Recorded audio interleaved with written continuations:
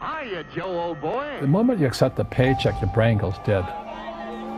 He says, as long as you're hungry, you'll think. Because you need a job, because you're in debt, because you have credit cards, because you have student loans, because that's what everybody does. And so you do it too. That's what's wrong. Let them figure it out on their own.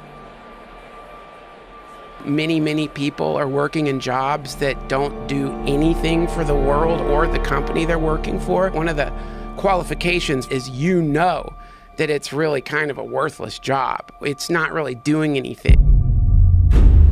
If you really want to torture a person, not only give them like the job of pouring a glass of water in an empty glass and pouring it back, but then add to it that they have to deceive their boss into thinking that they're like doing an important job or they lose their jobs. Everyone has a different personality. They have different interests, different things that they would be really satisfied pursuing. That's not encouraged. What's encouraged is go find some place that you can shove yourself into. Go find a square hole that you can stick your round peg and just jam it in there and shave down the top and the bottom so you slide in with all this extra space on the sides and feel like shit for the rest of your life. How many people here work somewhere but really want to have their own business or hustle? Raise your hands. A lot. Let me tell you why most of the hands that just went up will never get there. They buy dumb shit. Do you know how many people here literally drive cars to impress people that they fucking hate? People literally going in debt or getting further from leaving the job they don't like to do something that will make them happy because they have to buy a certain car that has a logo that impresses people that they fucking despise. Do you understand how fucked up that is? Do you know how many people here live in homes where they don't use more than half the rooms in the house?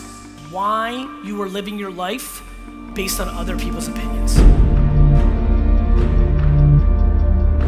I can easily fall into self-seeking and depression and self-pity and judgment. It's a bit of a default, awful, destructive behavior.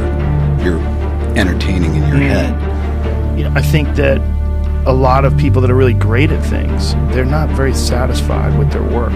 And then that can start that cycle in their head of self-loathing and anxiety and anger at their performance or their work. And then that can lead to depression. That can lead to just self-hate. I think we could all fall into those. I'm ruthlessly self-critical. And for me, sometimes it's very hard to step outside and just take a pause and recognize that not everything's going to be right the first time you try it. 6 years at a job I felt stuck in. Maybe I was afraid of change. I hated that job, and I clung to that job. My dream of running a theater company with my friend had died. So I had no heat, no girlfriend, no acting agent. At 29, walking away from data processing, I was terrified.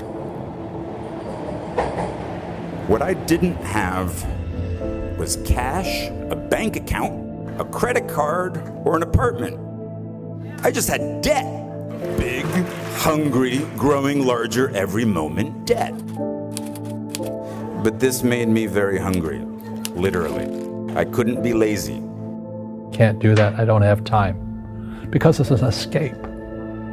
It's an escape, you know what I mean? It's easy to say I can't afford it. Oh, I'm too tired. Oh, I can't go to the gym. You know, when you could go to the gym, but no, I can't. Truth is, I'm just too lazy to go to the gym. I told myself, the next acting job I get, no matter what it pays, I will, from now on, for better or worse, be a working actor. Soon something starts to happen. Trust me. A rhythm sets in. And I've worked as an actor ever since. The world might say you are not allowed to yet. Please, don't even bother asking. Don't bother telling the world you are ready. Show it. Do it. The thing is that we become creatures of our own habits. And until we break the habit, we don't change.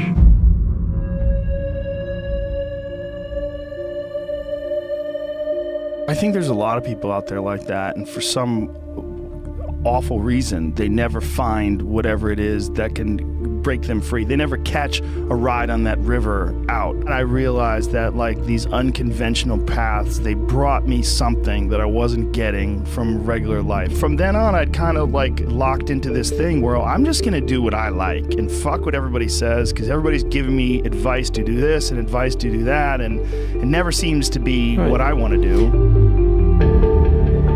And I was like, so if nobody knows, then I have to trust me. I have to know for me. Nobody's happy who doesn't get to be themselves. What do you really appreciate? What's important to you? And what's really important to you? Because you don't have forever, right? So what is important to you? Because you only have 24 hours in a day. So what's important to you? Chase what you're trying to do. You have to take a path that's dangerous. You have to plan it out, to put aside enough money to give yourself a window. And then you have to have a plan, and you have to spend all your waking hours outside of whatever shit job you do planning your escape. And you have to come to the realization very clearly that your life depends on it. I hate Plan B. And I tell you why. Because we have so many of those people that say no and you can't do it, that's impossible. But when you start doubting yourself, that's very dangerous. Because now what you're basically saying is that if my plan doesn't work, I have a fallback plan, I have a plan B. And that means that you start thinking about plan B, and every thought that you put into plan B, you're taking away now that thought and that energy from plan A.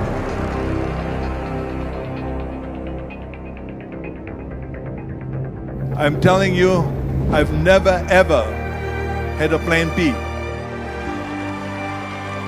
I made a full commitment that I'm gonna go and be a bodybuilding champion. I made a full commitment that I'm gonna be in America. I made a full commitment that I'm gonna get in the show business and I'm going to be a leading man. No matter what it takes, I will do the work. I will do the work over and over and over until I get it. I believe that self-discipline is the definition of self-love. That when you say that you love yourself, that means that you say to yourself, hey man, look, I know you want to eat that pizza and it'll be really good, you know, but I can't let you eat that, because if you eat that pizza, you're gonna feel like shit, you know, and I love you too much to let you eat that. You forego immediate pleasure for the exchange of long-term self-respect. The road to sustained happiness is through disciplining your behavior. I failed in bodybuilding. I lost bodybuilding competitions. I lost powerlifting competitions. I lost weightlifting competitions. I had movies that went in the toilet and that were terrible and got the worst reviews. We all fail. Next is Jordan, the reverse again. It's okay.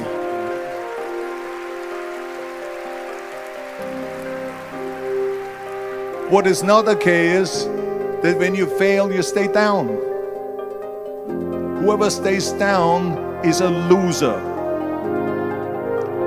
And winners will fail and get up. Fail and get up. Fail and get up. You always get up. That is a winner. Because everybody has dreams, but nobody knows but you. You can't get advice on what you should do with your life.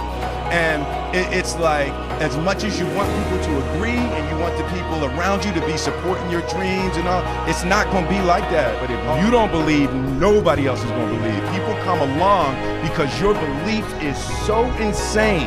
Following your dreams is a lonely, solitary, scary, dangerous pursuit. You can't wait for somebody to think you can do it. And you gotta be willing to risk everything to become that seed of what you believe. You gotta be fearless, you gotta be relentless. You gotta take your shot.